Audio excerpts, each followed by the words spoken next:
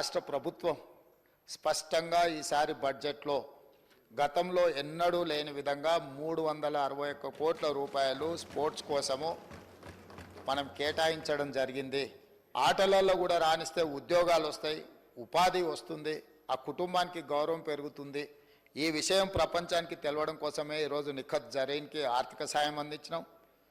జూబ్లీహిల్స్ బంజారాహిల్స్ ప్రాంతంలో ఇల్లు కట్టుకోవడానికి 600 గజాల ప్లాట్ ఇచ్చినాం. చదువు కంటే కూడా క్రీడలలో రాణిస్తే తప్పకుండా ఉద్యోగ భద్రత ఉంటుందని ఇంటర్మీడియట్ పాస్ అయిన సిరాజ్కు మనం ఇస్తున్న గ్రూప్ 1 జాబ్కి యాక్చువల్గా డిగ్రీ క్వాలిఫై అయి ఉండాలి. మనం ఆ ఎడ్యుకేషన్ కూడా ఎగ్జామ్షన్ ఇచ్చి మరి మనం సిరాజ్కి ప్రభుత్వ ఉద్యోగం ఇవ్వడం జరిగింది. అధ్యక్ష, నిఖత్ జరీన్ గ్రాడ్యుయేట్ కాబట్టి వారికి కూడా మనము గ్రూప్ 1 డిఎస్పీ కార్డర్ పోస్ట్ ఇవ్వడం జరిగింది. తెలంగాణ రాష్ట్రంలో కంప్లీట్గా స్పోర్ట్స్ పాలసీని తీసుకురాదలుచుకున్నాము. స్పోర్ట్స్ స్టేడియంలను కూడా ప్రోత్సహించడానికి ఈరోజు ప్రభుత్వం దాని మీద ప్రత్యేకంగా దృష్టి పెట్టినాం.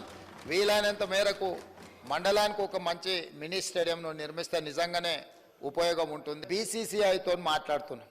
నిన్న ఎక్కడైతే బేగర్ కంచెలో మనము స్కిల్స్ యూనివర్సిటీని ప్రారంభించుకున్నామో దాని పక్కనే బీసీసీఐని ఒక ప్రపంచ అంతర్జాతీయ స్థాయి క్రికెట్ స్టేడియంను నిర్మించడానికి మేము భూమి కేటాయిస్తాం.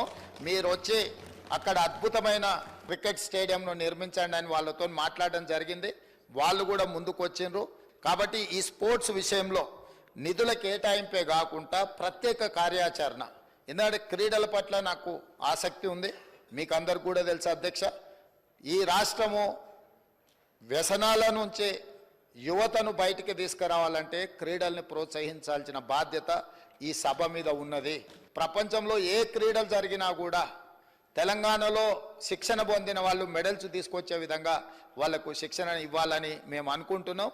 మీ మద్దతు ఉండాలని కోరుకుంటున్నాం. అధ్యక్ష, తమరు అనుమతిస్తే ఒక ఆల్ పార్టీతోని ఒక కమిటీ వేయండి.